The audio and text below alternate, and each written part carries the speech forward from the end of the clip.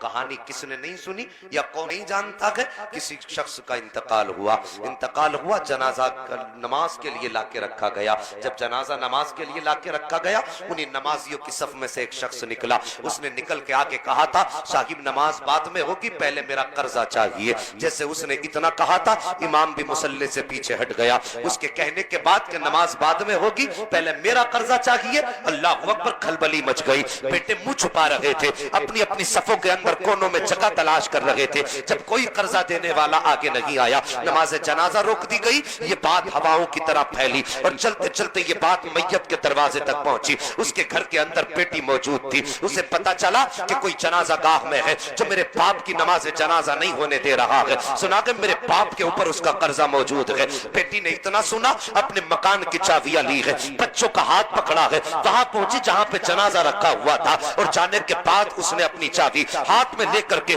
پہلے باپ کے جنازے کے قریب گئی ہے. باپ کے چہرے سے کفن ہٹایا، ہٹانے کے بعد ماتھا چوما اور چوم کے کہا تھا میرے باپ پریشان نہ ہونا، ابھی تیری بیٹی موجود ہے. میرے ہوتے ہوئے کوئی تیری نماز جنازہ کو کیسے روک سکتا ہے؟ اتنا کہنے کے بعد بیٹی نے پھر ان لوگوں کی طرف رخ کیا جدھر وہ قرضے والا کھڑا تھا. کہا کون ہے جس کا میرے باپ پر قرضہ ہے؟ ایک شخص آگے بڑھا، اس نے کہا تیرے باپ پر میرا اتنا قرضہ ہے. اس بیٹی نے اپنی مکان کی چابی اٹھائی اور اس کی گود میں ڈال کے کہا لے یہ میرا مکان بیچ دے اور اس سے جا کر کے اپنے قرضے کے پیسے لے لے. اگر پھر بھی تیرا قرضہ پورا نہ ہو تو آ جانا میرے دروازے پہ، میں اولاد بیچ دوں گی، تیرا قرضہ ادا کروں گی. اللہ اکبر، اتنا سننا تھا اس کی چیخ نکل جاتی ہے. چابی واپس کر کے کہتا ہے بہن مجھ پہ کسی کا قرضہ نہیں، میرا قرضہ کسی پہ نہیں ہے، بلکہ یہ جو جنازہ پڑا ہے اس کا میرے اوپر قرضہ 3 لاکھ کا تھا. میں اس کا قرضہ واپس کرنے آیا تھا، لیکن میں سوچنے لگا اس کا صحیح وارث کون ہوگا،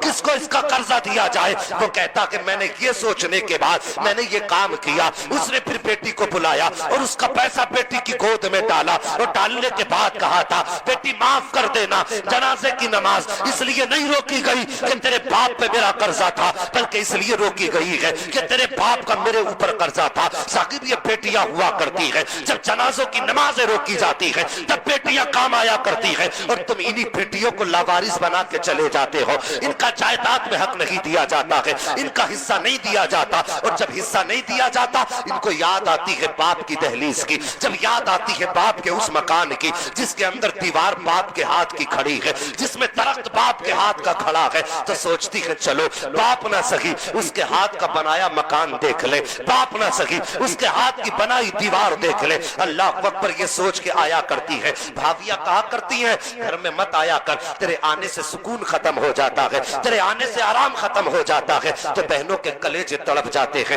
بیٹیاں کہتی ہے بھائی تیرے دروازے پہ دولت لینے نہیں آئے تھے، تیرے دروازے پہ روٹی کھانے نہیں آئے تھے، ہمیں تو باپ کی یاد آئی تھی جو تیرے دروازے پہ چلے آئے تھے. اللہ اکبر، یہ کہتی ہوئی بیٹیاں گھر سے نکلتی ہیں اور قبرستان جا کے باپ کی قبر پہ کھڑے ہو کے کہتی ہیں میرے باپ اچھا کیا تو نے جو کیا ہے، کاش ایک مکان دے کے آ جاتا جو ہم تر تر کے ٹھوکریں نہ کھاتے. او یار مہربانی کرو، تم جائیداد چھوڑ کے جا رہے ہو، قبر میں ساتھ نہیں لے کے جانا ہے تو اتنا ضرور کر لینا جب مرو تو جب بیٹے آئے تو سادہ کاغذ مت منگا لینا. بیٹیوں سے چھپ کر کے بیٹوں کو بلا کر کے ان کے انگوٹھے اپنی زمین کے ان کے انگوٹھے اپنی زمین پہ مت لے لینا، ان کے نام جائیداد ساری مت کر دینا، بلکہ جو بیٹوں کا حق ہے وہ بیٹوں کو دے کے مرنا، جو بیٹیوں کا حق ہے وہ بیٹیوں کو دے کے مرنا. اور یار جب ایسے کر کے جائے گا تو خدا کی قسم تیجا 40واں بعد میں ہوگا، فاتحہ بعد میں ہوگی، درود بعد میں ہوگی، تو قبر میں بعد میں آئے گا، مدینے والا پہلے تیری قبر میں. کیا بات ہے، نعرہ